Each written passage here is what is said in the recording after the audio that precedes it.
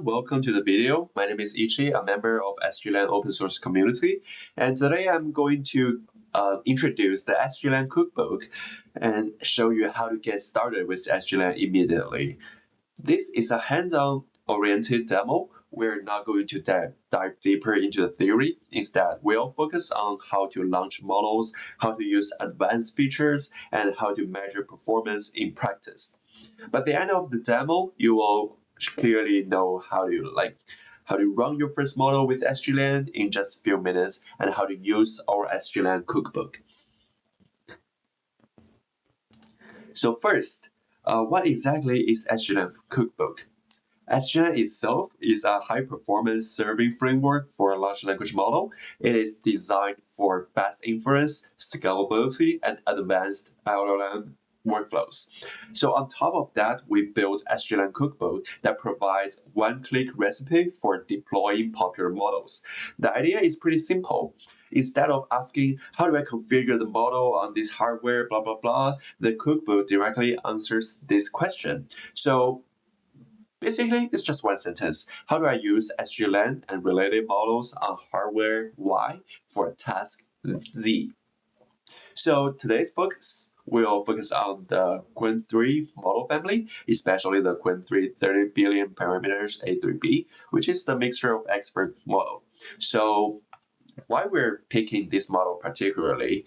So there are a few reasons. Now, Qwen3, first of all, is a very representative large language model, and in the modern open source LLM ecosystem, and also it uses the mixture of expert architecture, so aka MoE, and in this particular model, the model has 30 billion total parameters, and because of the mixture of expert, it only activate a subset of the parameters per request. So in this model, it's nearly like 3 billion.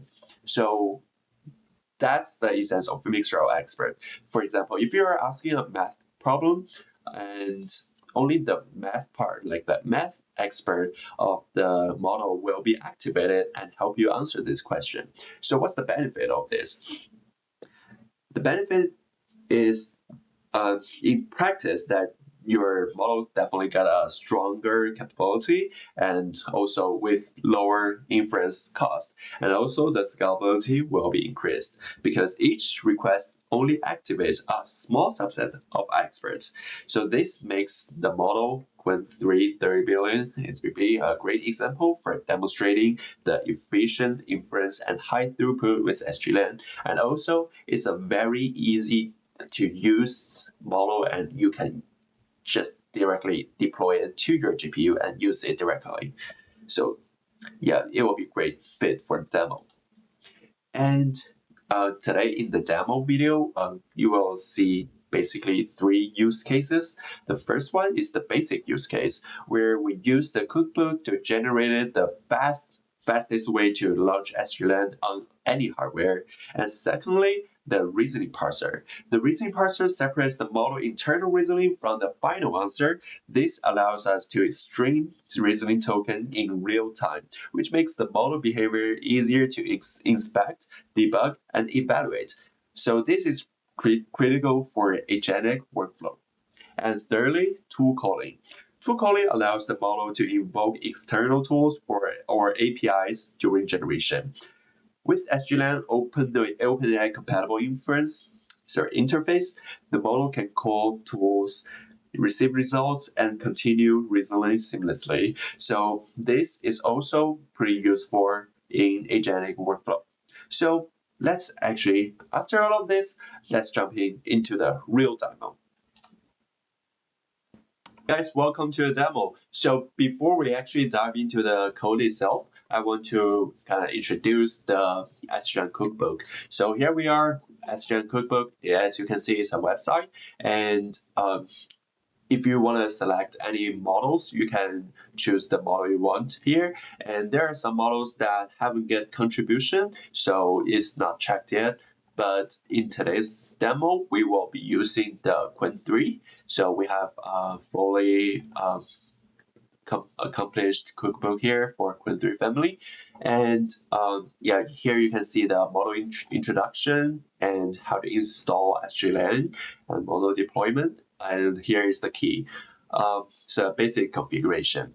So it depends on which hardware you use. You can just select the hardware that you're using. And today's environment will be using H20 and H200, and the model size will be using this model. And let's basically select those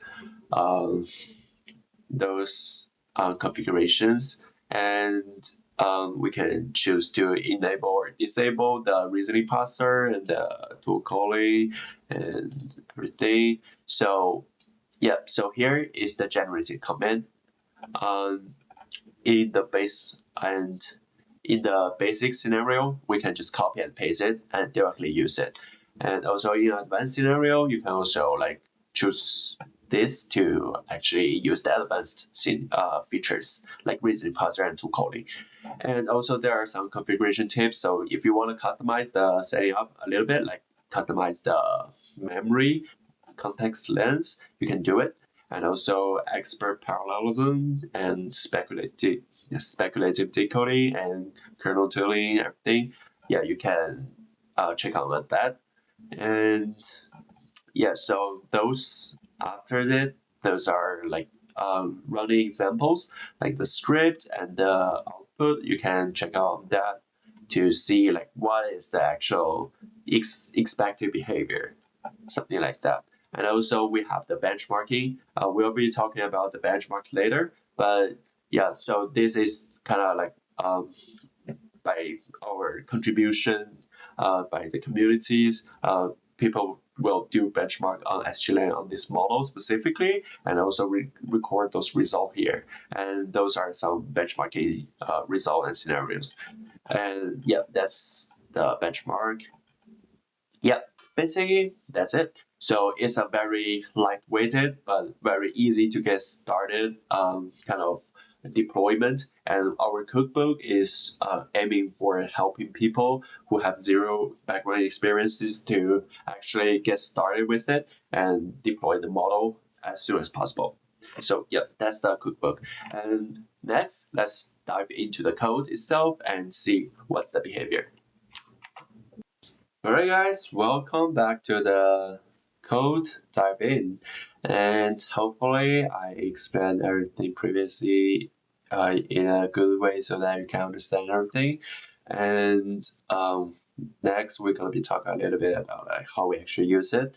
So as I said, the SGLang Cookbook is designed for you to use SGLang serving based on any hardware you have and on any models in just one click. So that's what I did for example.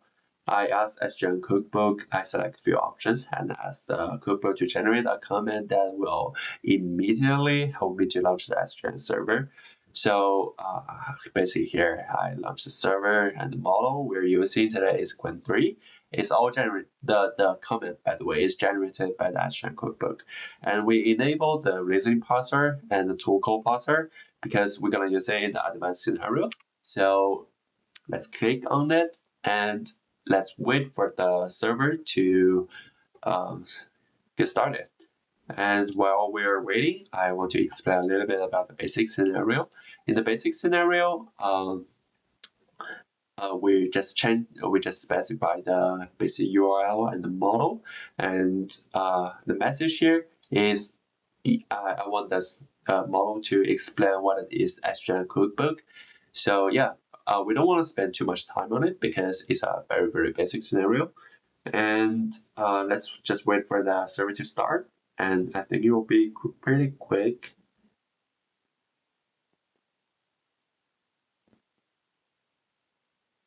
Alright, the server is fired up and ready to roll. So let's open up another terminal and see the scripts. And we want to launch the basic scenario to basically ask the Qwen3 model with this question.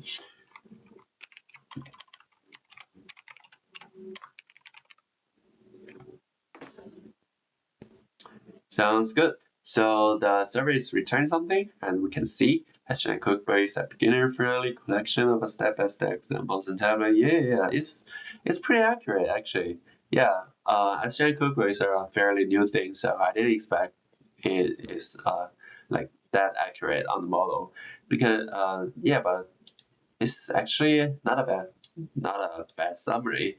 So yep, that's the basic scenario and pretty simple. Everyone knows how to do it. And now let's dive a little bit deeper. Let's start with the advanced scenario.